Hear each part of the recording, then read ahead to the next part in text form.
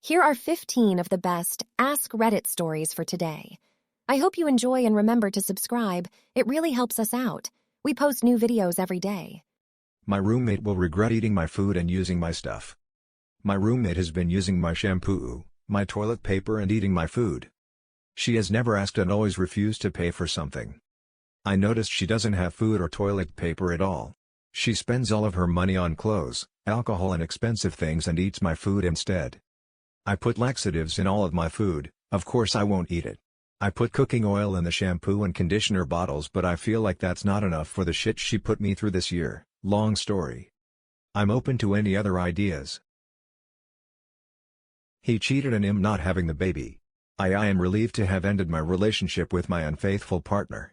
Our age difference and his cruel, dishonest behavior were red flags that I had ignored for too long. Despite the ups and downs, he had been unfaithful for a long time. When I found out I was pregnant, it was heartbreaking, but he was overjoyed. However, a few weeks ago, I discovered that he had been cheating on me with multiple women, which shattered my heart.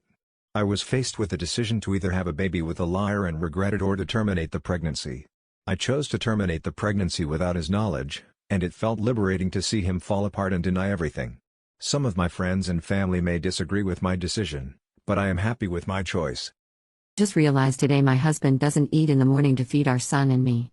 I, 29F, and my husband, 30M, have had a tough life recently. When I had my kid at 27, Corona started. I lost my job, my husband's company failed and everyone left. We didn't know what to do anymore. We barely had food to eat. I tried selling stuff, but it wasn't near enough. I once walked to our bedroom and saw the door slightly open. I looked and saw my husband crying. It was the first time I see him cry. I sat next to him and he started apologizing, saying he failed as a father. I calmed him down and told him we are fine and he is doing an amazing job. Few months ago, he landed a job that is paying him so well, and it was the first time in a while I saw him this happy.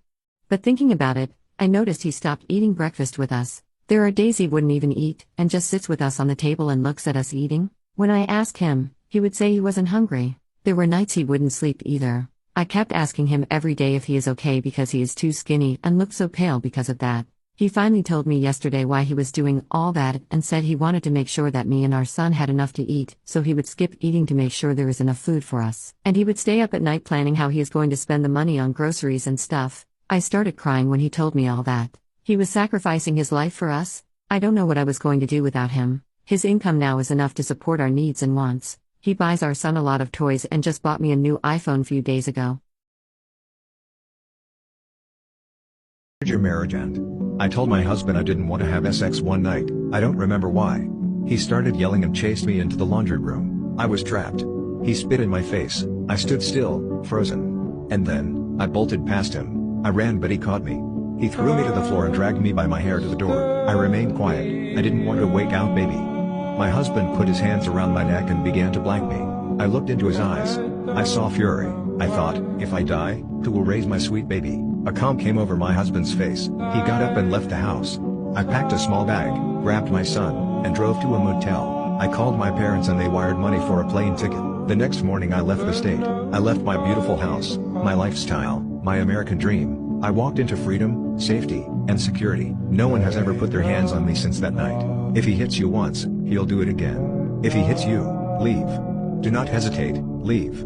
I tell my girlfriend marry me and have my babies every single day and she doesn't know it. Whenever I say goodnight to her with a message, I end it with HMB. It has been months. I decided she was the one on September 29th, earlier this year. This is the girl I want to marry. Sometimes, she yells at me, what does it mean? She's not angry, she's highly amused but burning with an overwhelming desire to know what it means. She has made many guesses. At one point, she figured out the first part, but I am legendary at keeping secrets. I will never confirm or deny even under torture. Never. And now she doesn't think it means marry me anymore. She wants to be married to me and she wants to have babies with me. She just doesn't know I've asked her to marry me every single day since September 29th. I cannot wait to officially ask her and then finally tell her what it means. I hope this makes someone happy or smile as you start your new year. Sincerely, a man hopelessly in love. I will definitely update you in 6 months. I may record her reaction to me finally telling her what HMB means, but she's shy. No promises. My wedding was ruined by a jealous ex and she decided to brag about this on Reddit.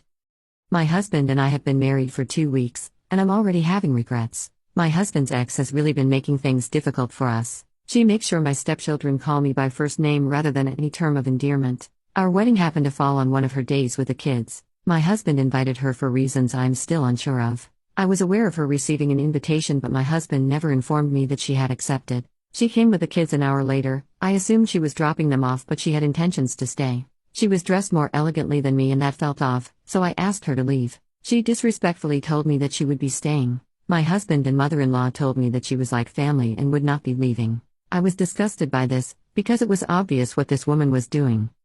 She posted the story on here, but in a way that made me out to be a toxic villain in the story. The story appeared on the popular page of Reddit and was also on a friend's TikTok For You page. It wasn't hard to identify myself because I recognized the dress, and she also used my real name in the story. I don't understand why she is doing this because we had been civil with each other until now. And I'm very offended by the way she degraded me in her defensive comments and by the fact that my husband took her side.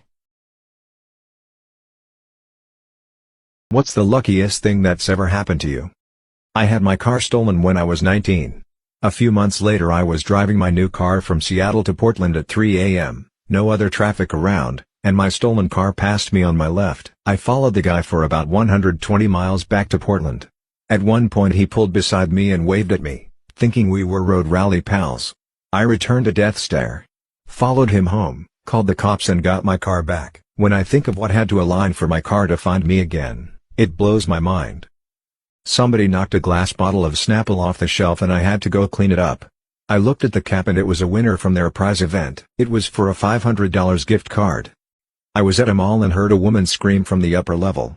I turned around, looked up, and reflexively caught a toddler who had somehow managed to squeeze between the iron safety rails and fallen literally on top of me, a good 20 to 25 feet below.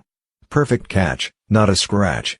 I've replayed this in my head dozens of times and still to this day do not know how I did this. What is the most tasteless joke you've ever heard? A woman was in a coma. She had been in it for months. Nurses were in her room giving her a sponge bath. One of them was washing her private area and noticed that there was a slight response on the monitor when she touched her. They tried it again and sure enough there was definite movement. They went to her husband and explained what happened, telling him, as crazy as this sounds, maybe a little oral stuff will do the trick and bring her out of the coma. The husband was skeptical, but they assured him that they'd close the curtains for privacy. The husband finally agreed and went into his wife's room. After a few minutes the woman's monitor flatlined, no pulse, no heart rate. The nurses run back into the room. "What happened?" they cried. The husband said, "I'm not sure, I think maybe she choked." What's the best senior prank you've heard of? During my sophomore year of high school, the seniors covered the hallway floors with bubble wrap and managed to play elevator music through the announcement speakers. The seniors at my school hyped up the prank, put posters everywhere, handed out flyers, posted daily on social media, installed a countdown clock. This also grabbed the attention of the local newspaper. They arrived at the school for an article. That was for us huge news. Some seniors even gave quotes to the press. Then the clock struck 0. Everyone held their breath for what was about to happen. Nothing. There was no prank. Some seniors paid a company to move a big boulder in front of the main entrance to the school. The school then had to pay that same company to come remove it. Waxing Playboy magazine photos to the school floor. I heard a story of a senior class of one school switching with a senior class from a different school. Each person was assigned another person from the other school to switch with for the day. This happened a few years before I was in high school, but one year the seniors stole a cow and brought it up to the second floor of the school. What are some signs that you're unattractive? I don't think I'm especially unattractive, but I used to work with this woman who clearly thought I was. I remember once the topic of ugly people came up. I happened to be looking down and she reached out and pulled up my chin, looked into my eyes and said, "But we know is what's inside that counts." So I guess my answer is people making a point of playing up your personality and non-physical good qualities. If you ever tried to make a self-deprecating joke and everyone is visibly uncomfortable, when you're going out with a group of friends and the opposite sex pays literally no attention to you, people don't spontaneously or enthusiastically take pictures of you. I have an acquaintance who is really gorgeous and photogenic. Most of her Facebook posts are her doing these spontaneous photo shoots with her friends, where they do all these yoga dance poses, jokey model poses, just normal selfies, etc. People just want to take her picture. Another dude I know is also pretty good looking, and looking through his pictures, people just take lots of random pictures of him being spontaneously goofy and funny. For people who are less attractive, taking pictures is more forced. You have to ask people if they can take a picture of you. People kinda reluctantly agree, But they want to get it over with. You won't have many pictures that capture spontaneous fun or goofing around because you had to stop and ask someone.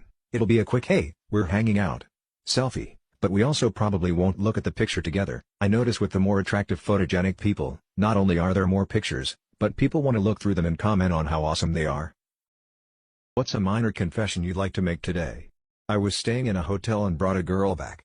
She said she was going to freshen up and gave me a wink. I heard the tap come on and thought she was planning on wrestling in the shower, so I burst in. She was having a shit and had turned on the tap to cover the noise. What's the weirdest sub you've come across during your time on Reddit? The Truman Plan. Years ago on Reddit there was an active private sub where everyone followed the same randomly picked Redditor and messed with them. We had discussions about their favorite things based on their post history and made scenarios where we would interact with them to cause them to question their sanity. Every post or comment was scoured for the best ammunition to mess with them. We even found their favorite band and made a fake subreddit where we boosted the member count to 50,000 to look authentic. They did a lot to mess with him there, including making him think there was a fake song he'd never heard. We even went so far as to faking an Ask Me Anything with a band member who argued with Truman about said song. The Truman even revealed he might get a tattoo of the subreddit sidebar image, which concerned everyone as we had been subtly fading Jim Carrey's face into the cover. This was only a fragment done to this person. What dark secret are you hiding from everyone? When I was young I was walking home with my dog from a house around the block when he cut the corner and walked diagonally through the yard of this super mean old lady who lived at the end of our street. She was in her yard at the time tending to these really fancy looking rose bushes she had growing. My dog was a very friendly golden retriever who didn't even come near her and certainly didn't do anything threatening, but she sprayed the fuck out of him with some kind of insecticide or other chemical she was using on her roses. I ran back home with the dog and hosed him off. He coughed a bunch but seemed otherwise fine. I didn't tell my parents because somehow I thought I was going to get into trouble for letting the dog walk in her yard. I'm glad I didn't tell them, because I decided that night to sneak downstairs, out the half-bath window, and down the street to her yard where I cut down every goddamn rose bush I could get my hands on. What was ruined because too many people started doing it? My ex. What human experiment would you carry out if it was legal? Lock 10 people in an underground room for 1 year. The outside is completely soundproof. The gate and exits weigh over 2 tons. All have access to tasty and healthy food, necessities, hygienics, and etc. The chamber is built like a luxury home and lit by a mix of thermal energy and electrical. Everyone has their own room and can leave and enter when free but cannot stay inside it for more than 3 hours during the day. 5 random people will be given access to books, logic lectures and articles with factual and unbiased information. The other 5 will be given books, articles, and pages but with non-evidence/unsourced news and bias information towards political parties, social issues, long-lasting effects on marginalized groups. The twist? The first group are deeply religious. The second group are murderers, serial killers, and abusers. We'll see if someone's personality can be 100% flipped by venturing deep in what they're against over a long period of time. What are teens today not ready to hear? You won't feel different when you're older, or have kids. You'll just be you. It's weird. As you get older you just keep realizing how dumb you were last year. Things will likely take significantly longer to achieve than you think. Everything you do as a teenager will be cringe to your children.